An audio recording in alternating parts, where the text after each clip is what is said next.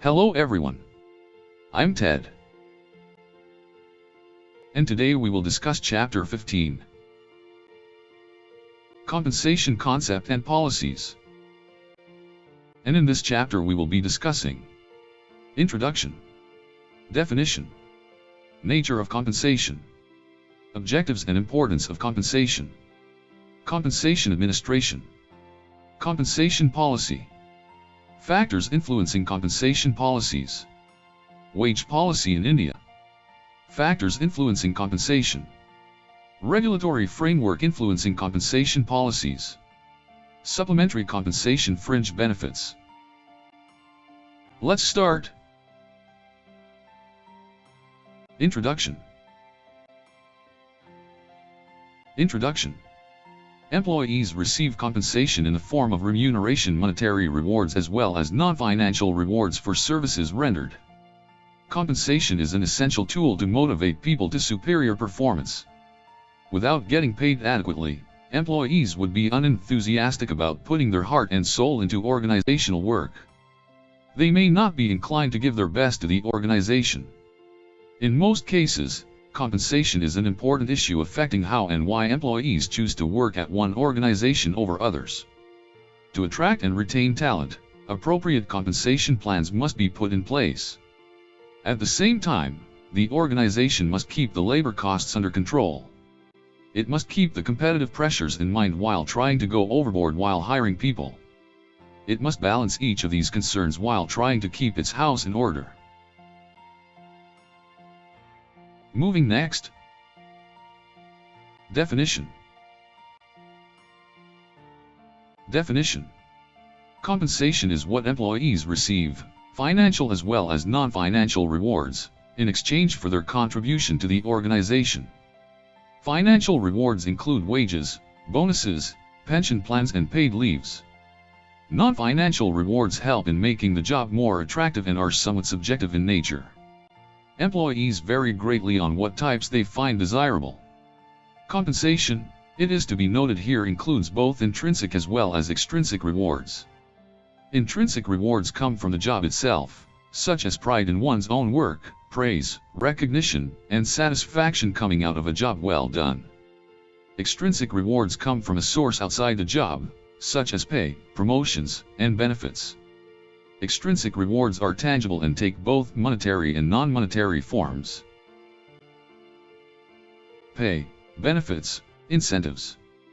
1. Base pay or salary. 2. Variable pay in the form of incentives, such as bonus, commission, and benefits. Intrinsic rewards. 1. Challenging jobs. 2. Pride in work. 3. Satisfaction after doing a challenging job. 4. Recognition. 5. Praise. Extrinsic rewards. 1. Pay. 2. Promotions. 3. Benefits. Direct compensation. 1. Rewards for work done, including base pay and variable pay. Indirect compensation. 1. Benefits offered to an employee: health insurance, vacation pay, pension, etc.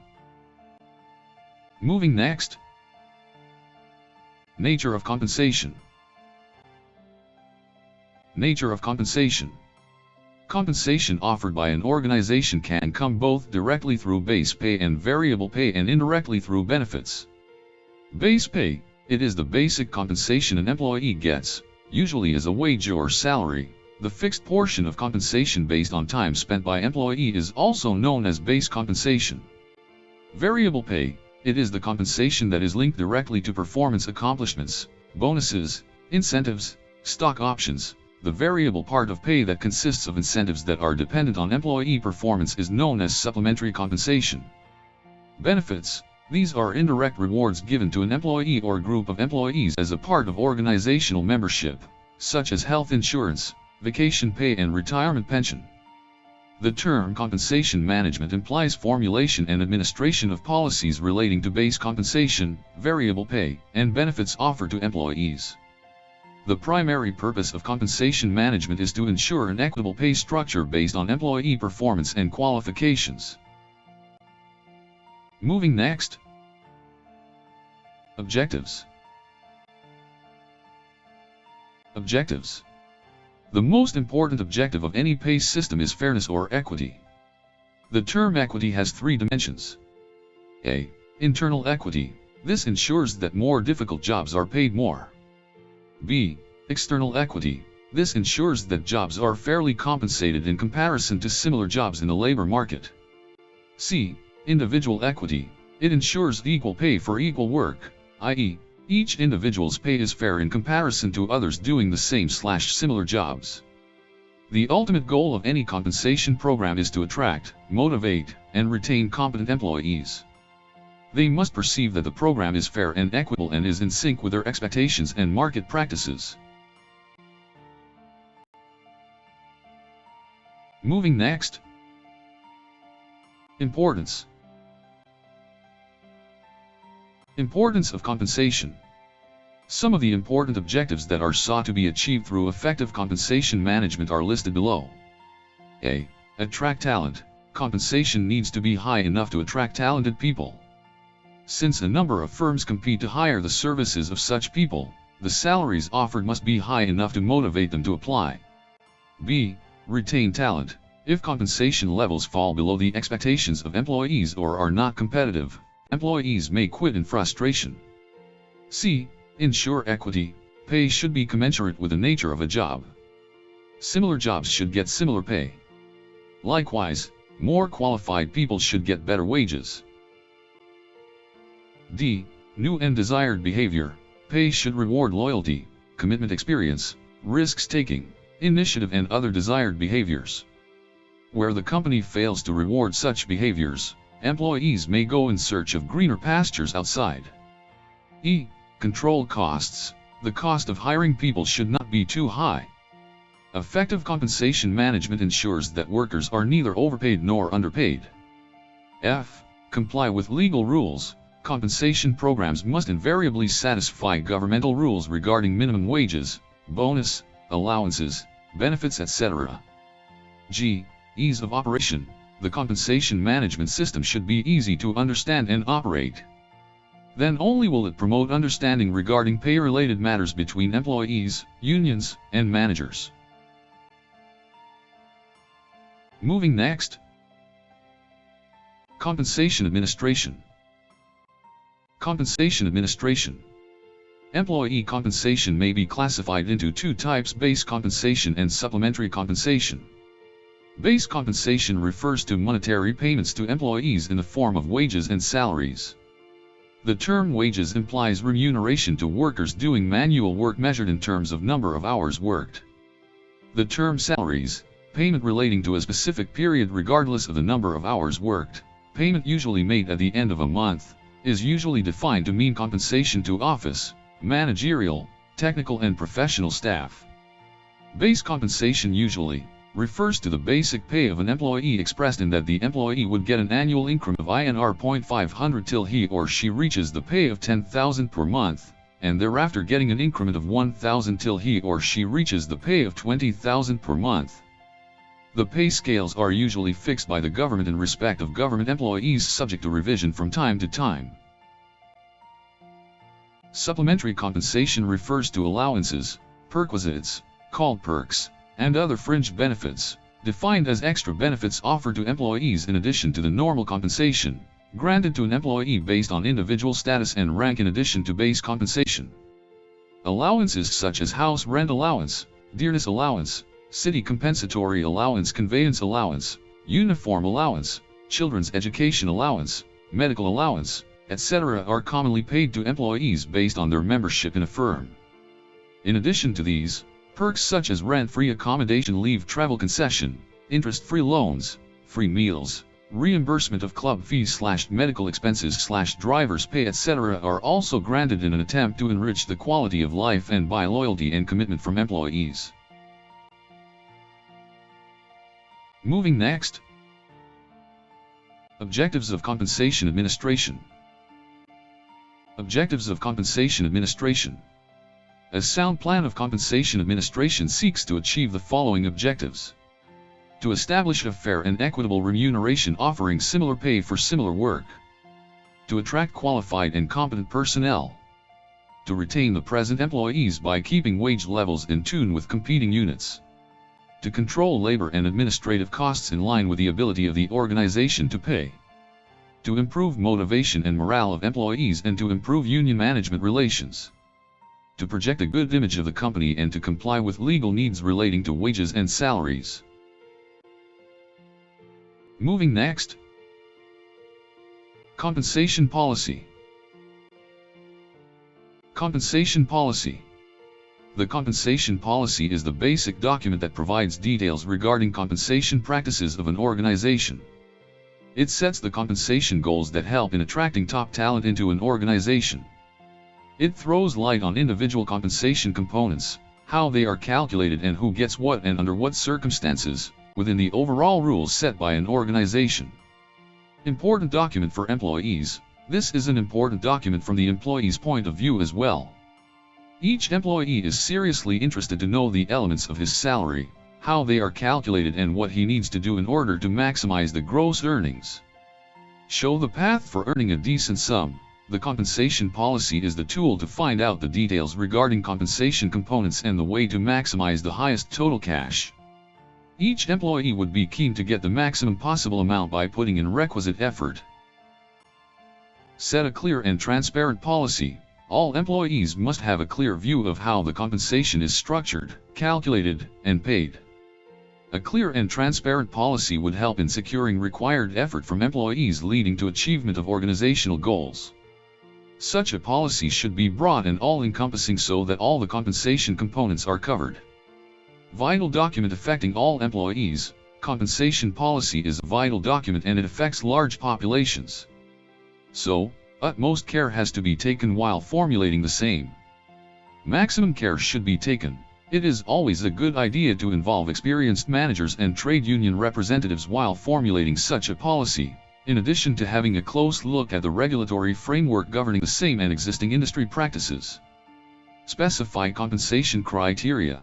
The compensation policy must outline the criteria for calculating the cash to be paid to each employee under each component. For example, whether the organization wants to come out with an above-market pay policy, whether.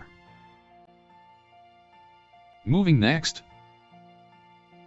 Factors influencing compensation policies. Factors influencing compensation policies. The amount of compensation received by an employee should reflect the effort put in by the employee, the degree of difficulty experienced while expending his energies, the competitive rates offered by others in the industry and the demand-supply position within the country. These are discussed below. A. Job needs. Jobs vary greatly in their difficulty, complexity and challenge. Some need high levels of skills and knowledge while others can be handled by almost anyone. Simple, routine tasks that can be done by many people with minimal skills receive relatively low pay. On the other hand, complex, challenging tasks that can be done by a few people with high skill levels generally receive high pay. B. Ability to pay. Projects determine the paying capacity of a firm. High profit levels enable companies to pay higher wages.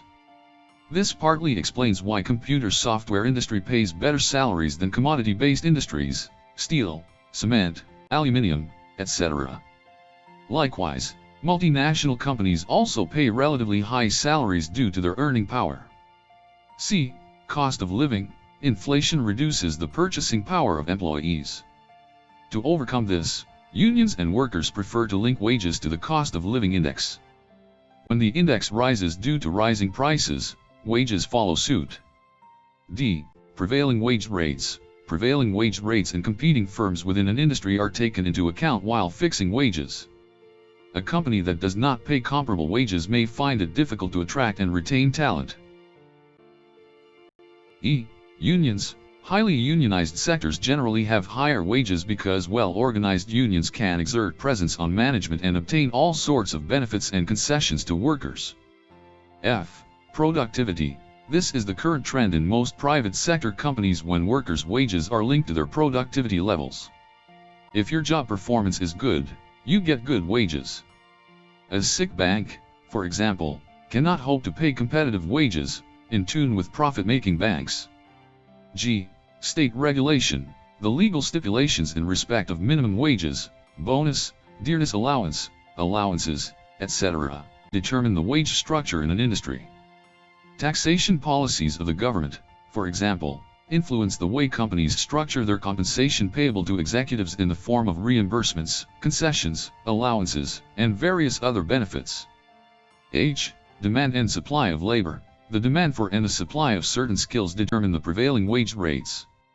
High demand for software professionals, R&D professionals in drug industry, telecom, and electronics engineers, financial analysts, management consultants ensures higher wages. Oversupply kills demand for a certain category of employees, leading to a steep fall in their wages as well. Moving next. Wage policy of India. Wage policy in India.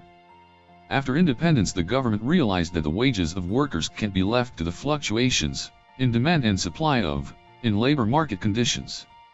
It has decided to fix statutory minimum wages. A. Minimum wage. Minimum wage is that wage which must invariably be paid whether the company, big or small, makes profits or not. It is the bare minimum that a worker can expect to get for services rendered by him.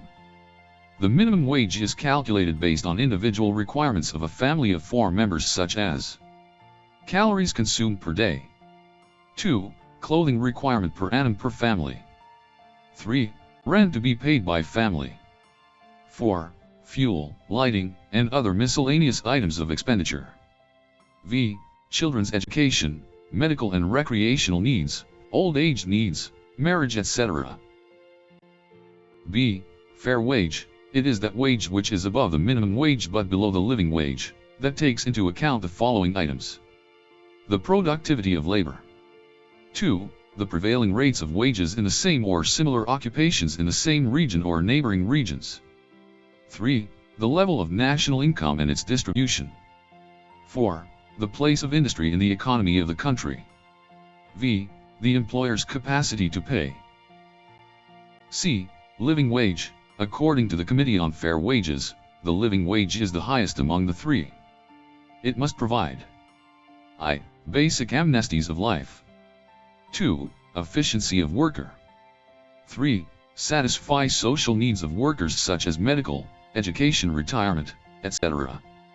Living wage is a dynamic concept, which grows in line with the growth of the national economy. Moving next. Factors influencing compensation criteria.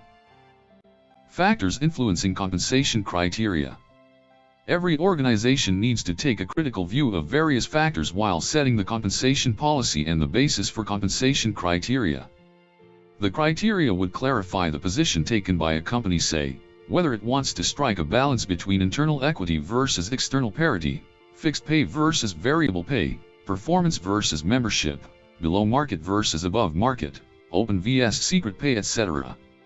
Let us discuss these issues in greater detail. Thus, 1. Internal and external pay. Pay equity, as stated previously, is achieved when the compensation received is equal to the value of the work done.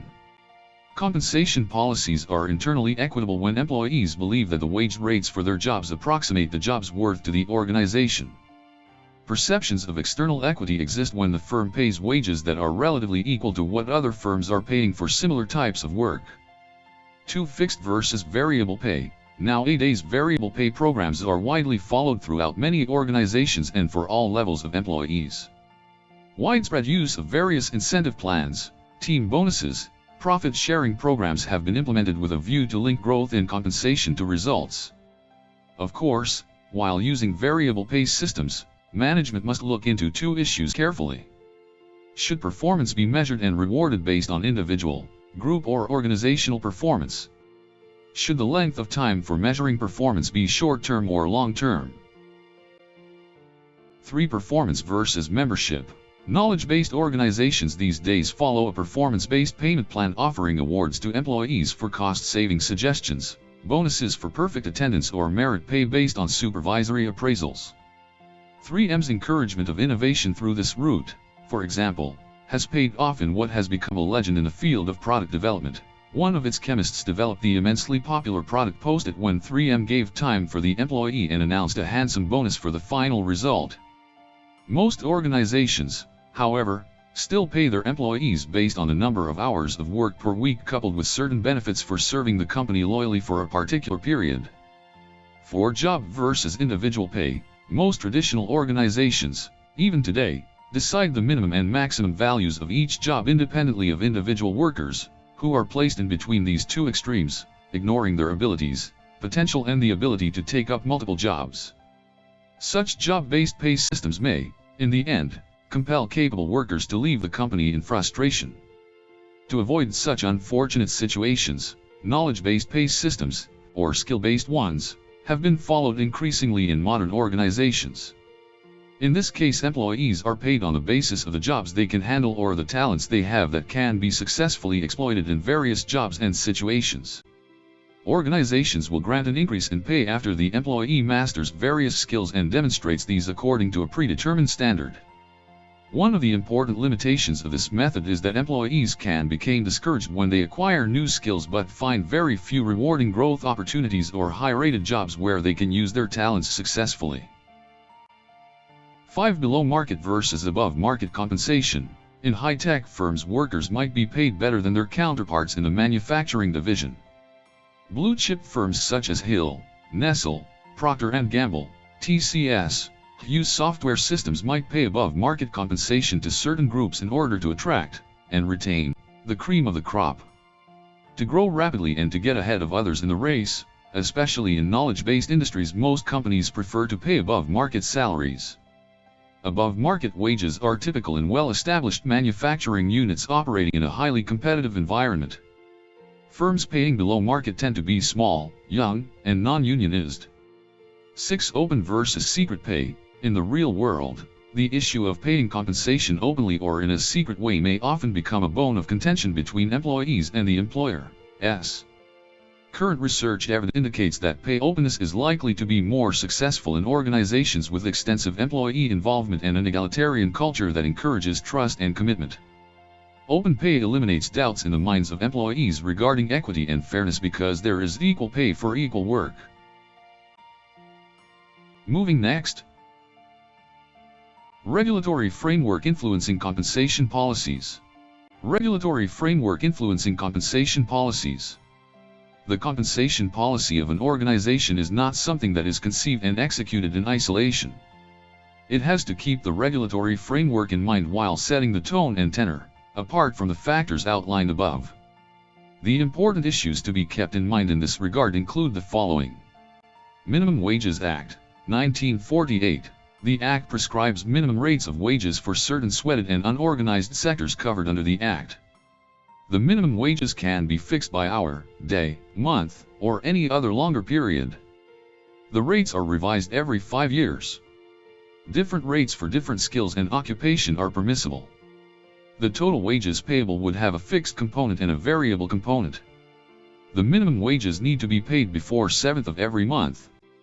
The Payment of Wages Act, 1936. The main objective of the Act is to provide for regular payment of wages without any unauthorized reductions to persons who are employed in any industrial establishment / factory / railway etc. The Act applies to contract labor employed in any factory or establishment as well. Regulatory framework influencing compensation policies. The Payment of Bonus Act, 2015. The Payment of Bonus Act, 1965 offered a statutory bonus to all employees, earning up to $10,000 per month, a share in the profits of establishments where they worked. This act has been amended in 2015, wherein the salary ceiling has been raised to $21,000. The maximum bonus limit has been increased to 20% of Rs. 7,000, earlier Rs. 3,500, or minimum wages whichever is higher.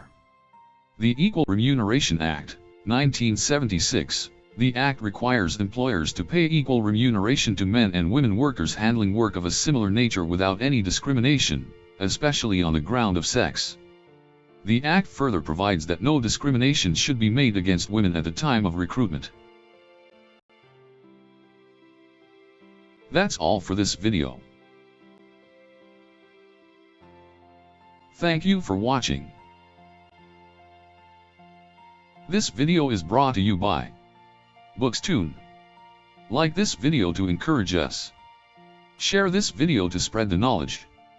And subscribe to this channel for latest update.